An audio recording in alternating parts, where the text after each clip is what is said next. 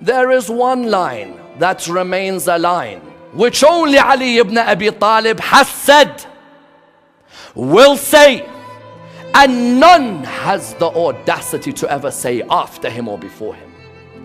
Ask me before you lose me. Wow.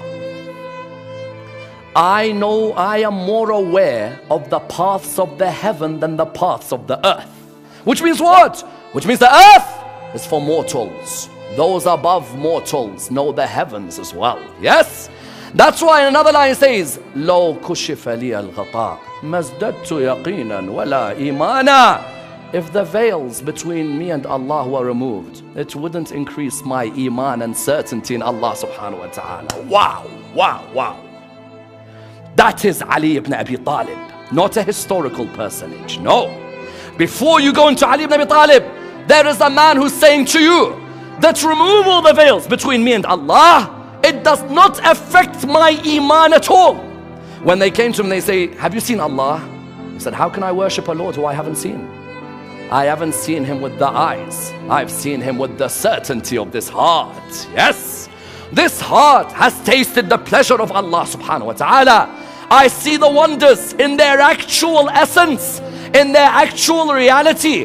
When Imam Ali ibn Abi Talib says that we are umara al-kalam, we are the princes of speech, of theology, of understanding, of rationality, of reflection. What does he mean? He means every human being sees the reality in their bits. I see the reality as it is. That's why the only man who ever existed who said, before I do anything, I see Allah before it. I see Allah in it. I see Allah after it. No man has ever been able to have the bravery to say these lines except Imam Ali ibn Abi Talib. When he says these lines, what's he trying to say to you? He's trying to say to you, if you trust me in what I guide you, believe me, I'll show you Allah subhanahu wa ta'ala. Have full faith in me when I say to you, ask me. Before you lose me, I'll show you the Lord and you will see the Lord in his clear brightness. And that's why when you look at the companions of Imam Amir al-Mu'mineen, his chosen disciples were the ones who say, he opened up to us in a way which others were not able to handle. For example, Kumail ibn Ziyad, you know Kumail ibn Ziyad had certain gatherings with Ali ibn Abi Talib where Imam Ali opens up to Kumail in a way where Kumail's like, you know what, I don't know what to believe about this man anymore. There is one hadith called the hadith al-haqiqah, the hadith of the reality. This hadith is vicious. This hadith is Ali ibn Abi Talib in a different world. Don't bring me the names of Zayd and Bakr and all of these. Bring me Ali. Kumail says, I'm riding my horse. Imam Ali's on the horse behind me. He said, I just turned around to him and I said, what's the truth? What's the truth? Imam Ali said, what do you have to do with the truth?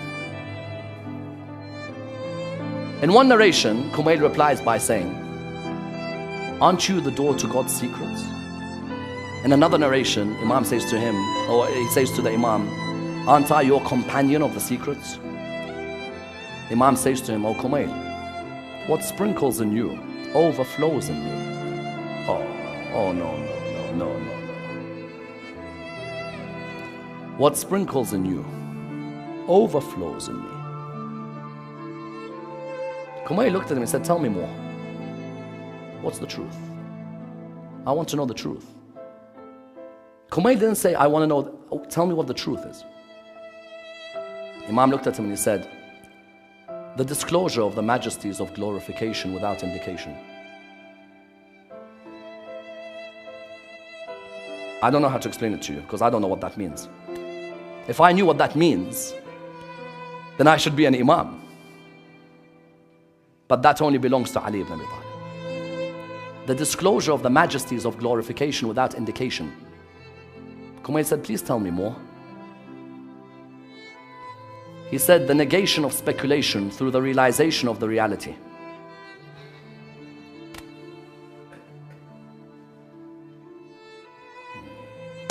History puts him as number 4. He says, please explain to me more.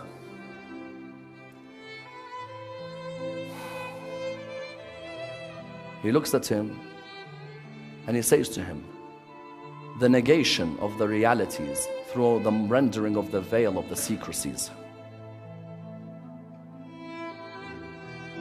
He says, please tell me more.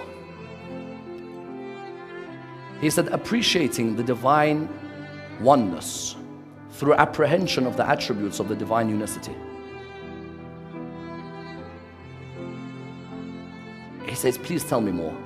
He said, a light that illuminated from the pre-eternal dawn, now on the talismanic tables of divine unicity. Kumail said, tell me more. He said, no. He said, remove the light. It's now time for Fajr. 5 lines, which were meant to have taken place from Maghrib to Fajr. He starts at Maghrib, somehow it's Fajr. What has occurred in those hours in 5 lines, I don't know. Kumail says, I never asked him after that. All I said to him is, what's the truth out there? He gave me 5 answers I could never understand. He'd open up only to a few. And that's why one day Kumail says, I saw him put his fist into the earth. I said to him, Imam, what are you doing? He said, Kumail, I have so much to give mankind, but they cannot take what I am. So I put my fist on the earth, because the earth understands me more than the people above the earth. I found Allah on the 19th of Ramadan. I said, how? I said, I saw a man killed in his sujood. And the first thing he did after being struck was give water to his killer. Whoever that man worships, I want to worship. Because if worshipping a God makes an Ali ibn Abi Talib Ali, I want the God of Ali ibn Abi Talib. If worshipping God, whatever God's name is, name me any name. If worshipping a God made Ali ibn Abi Talib that humble, I want the God of Ali ibn Abi Talib.